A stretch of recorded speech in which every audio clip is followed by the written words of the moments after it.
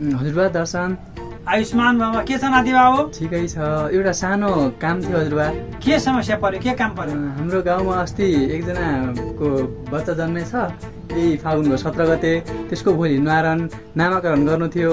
कसरी गर्ने हामीलाई केही थाहा भएन, केही जानकारी पाउँछौँ कि? कति बजे जन्मियो बाबु? त्यो समय चाहियो नि त। बिहान 7:43 ए 7:43 हजुर। अब यो कुरा के छ भने अब तिमीहरू जस्तो पढे लेखेका केटाहरूले पनि यो कुरा जान्नुपर्छ। हजुर। सधैँ सोधेर हुँदैन।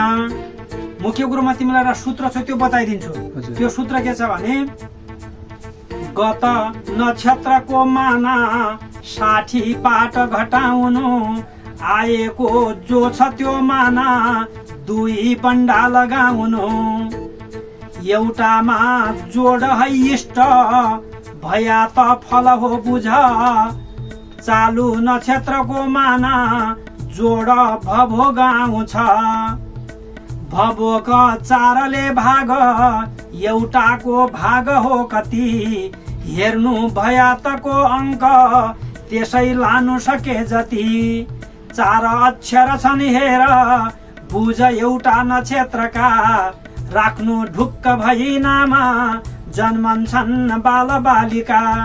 यसको अर्थ तिमीले बुझ्यो कि बुझेनौ? यसको अर्थ के हो भने जस्तै तिमीले 17 गते बिहान 7:43 बच्चा जन्मियो भनेका छौ। हजुर।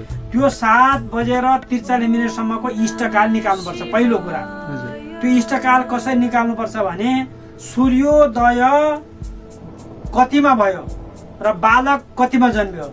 तिमीले भनेका छौ अस्ति 17 गते बिहान 7:43 बजे, त्यस दिन सूर्योदय 6:31 को छ, बच्चा जन्मिएको छ 7:43 अब 7:43 बाट त्यो 6:31 को घटाइदिने, घटाउने बित्तिकै जति आउँछ त्यो इष्टकाल हो। जस्तै हामीले घटायौँ, इष्टकाल भनेको 3 घडी आउँछ। हामीले घटाइसकेपछि त्यो घन्टा र मिनेटलाई हामीले घडी र पलामा लैजानु पर्छ। त्यो घडी र पलामा लिँदा 3 घडी आउँछ। अब त्यो इष्टकाल भयो 3 घडी। अब सूत्रले के भन्छ भने सूत्र हाम्रो गत नक्षत्रको माना 60 बाट घटाउनु भनेको छ। गत नक्षत्रको मान, गत नक्षत्र भनेको पुनर्वसु, पुनर्वसु नक्षत्रको मान छ 7 घडी 47 पला। त्यो 7 घडी 47 पला 60 बाट घटाउँदा 52 घडी 13 पला आउँछ। 52 घडी 13 पला। त्यो 52 घडी 13 पलालाई ठ्याक्क 2 भाग बनाउने, यतातिर एउटा भाग राख्ने, अर्कोतिर अर्को भाग राख्ने, एक भागमा इष्टकाल जोड्ने र अर्को भागमा त्यो दिनको नक्षत्रको मान जोड्ने। अनि 55 घडी 13 पला भया त आएको छ। भभोग कति आउँछ? 57 घडी 29 पला आएको छ।